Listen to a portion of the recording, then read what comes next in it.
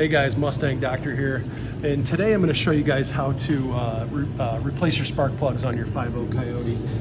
This could be for a 5.0 Coyote Mustang or F-150 like we're working on today. So to start with, you got to get a 7mm socket to take these coil pack holder screws off.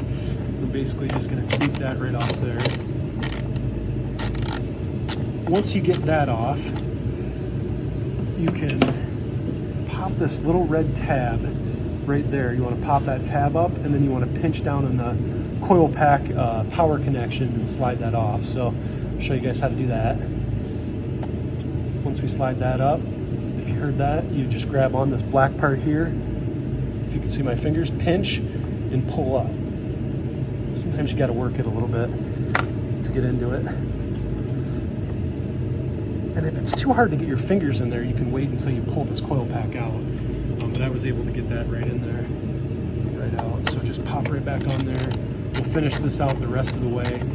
I will show you guys, we'll pull the coil pack out and then we'll pull the plug out. Okay guys, and once you get that pretty loose, you can take your ratchet right off and you can just hand screw that the rest of the way out and pull the screw. Set that aside. Obviously come back to that in a minute. Once you've got your power connection disconnected, and just tuck it back here for a second, and just pull your coil pack right out, which is this whole thing, and it's got a little bit of a suction, so you're gonna feel it kind of pop out like that. Pull it right out of the cylinder head port. Not sure what that was, but it looked like some dust. We'll see. But just pull that coil pack right out, set that aside for a minute. We'll come right back to that when it's time to put the new one back in.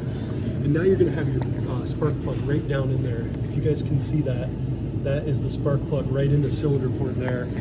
So we're going to take it out with our socket set. One of the good things to do is have one of these, if you guys can see that with the light or not, rubberized sockets for these.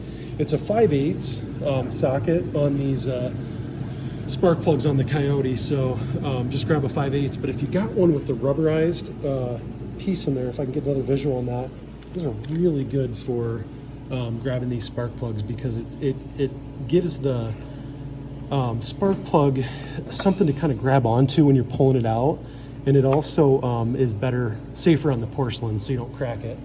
And that's the last thing you want, is to crack that porcelain. So we are gonna switch this to loosen, pop that on, and we'll take this right out.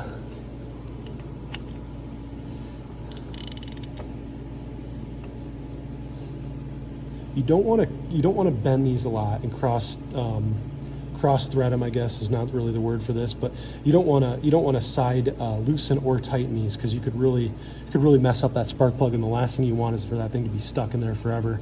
So make sure you got a good straight turn on it, and then start giving it a turn. I'm going to try to just set this phone down for a second, guys, while I give it a good turn, just to break it loose, and then I'll show you the rest of the way out.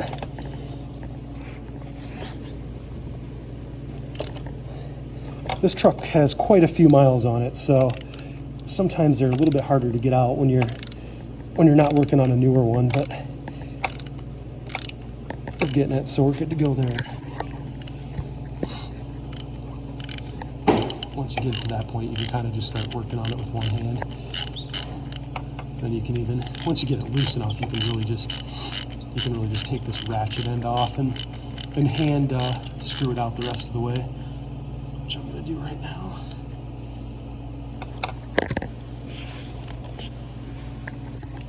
That side. And then, just like I said, you can just get your hand on there and just twist that out. These have quite a deep thread, so you usually got to turn for quite a while. Don't be surprised if it feels abnormal. If you want to pull it out and check and make sure you're there, you're welcome to. But as you guys can see, I'm not. The spark plug's still in there, so I'm going to have to keep working on that. Just got it in nice and easy. Let that seat on there, I mean, and just start turning it. Once we get this out, which I feel it, I believe, that rubberized section on there is critical. It grabs these really nice when it pulls them out, pulls it right out of that cylinder cylinder head port. So that's right down in there, right into the cylinder there, guys. But here's the plug. This truck has, as I said, quite a few miles on it, so I was anticipating these to be super fouled out, and they're really not. So far so good. Not terrible. They're certainly not new, so I want to replace them while I'm at it. But I guess that one's a little fouled out. If you can see it, it looks more fouled out on the camera than it does in real life. But it's got some miles on it, so we'll take it out and show you guys a new one here in a second. I like the Motorcraft plugs. That's what Ford recommends. The nice thing about these is they're gapped to spec at 0.51, so you don't even need to do any gapping. We're going to check each one with the gap tool here anyways, just to make sure.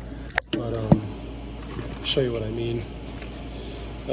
So that's of course the new one. If those are zooming in okay.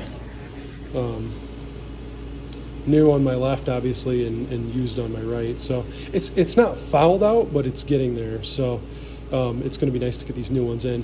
One of the interesting things I did notice, guys, is when I checked the gap setting on the plugs I pulled out of the car. Let's see if I can get these into focus here. They were really far out of spec, which isn't really incredibly surprising, but definitely glad I'm switching these. These are all coming out to 0.6 gap, which is 0.09 out of spec. So we want these to be gapped to 0.51, and these are gapped to just about. The other one was 0.6 on the dot. This one's maybe 0.59, but I'll show you on the new one how it's zeroed right in, direct from Ford, which is great.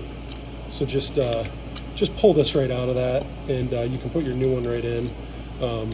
Porcelain side down. Again, that rubberized piece is really nice because it seats right in there really good. And then we'll just check the gap setting to make sure we're still gapped to spec on all of these. They should be right out of the box to 0.51 if you can see that. I'm just gonna make sure you can. Gapped right to 0.51, which is great. So this truck should run a little bit better when we get done with this as well, and maybe get a little bit better gas mileage while we're at it too. So coming back over to the truck itself, again, the rubberized piece inside these sockets is great because it holds these in. You can go upside down with them, which is obviously required to get back in here. If you don't have that, you can still do this. Just kind of keep your finger on these and just guide them in. But be really careful when you do, because once you get down in here, you don't want to cross thread this at all, or you're screwed. If you do that, you're taking these heads off, and you're probably going to need new heads at that point. So you certainly don't want to mess with that. So I like to kind of get them in without the ratchet first and go loose a little bit, just to kind of get them to seat right in there on those grooves. And you can kind of feel it start to go tight then. Make sure you keep this socket extension in the middle. Again, you don't want this sideways because you're going to get a cross thread if you do. You don't want to bend anything. You don't want to crack that porcelain. So just kind of get working on it tight, nice and easy. If it's tight immediately, you're cross threaded. Pull it, back it right off and do it the right way. These are pretty easy to put in though, guys. You're likely not going to cross thread going in.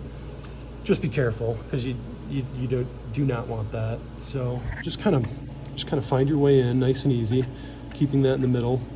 Again, just like it turned out, it's going to turn in for a while. So just let that go. And once we get on here all the way, we'll grab our ratchet back so we can just snug it down. And then I like to tighten them to spec. So now that we have that hand snug, we put the ratchet back on. We're going to go a little tighter on the ratchet. Not sure if you guys are going to be able to see this or not, but I'm just basically tightening it with the ratchet, just snug enough so that it's tight. And now we're going to torque it down. So, all right, so now we're just torquing the spark plug down to spec. These are 27 inch-pound specs, so I'll turn it on. This is a digital torque wrench, which I love. Just tightening it. There's 120.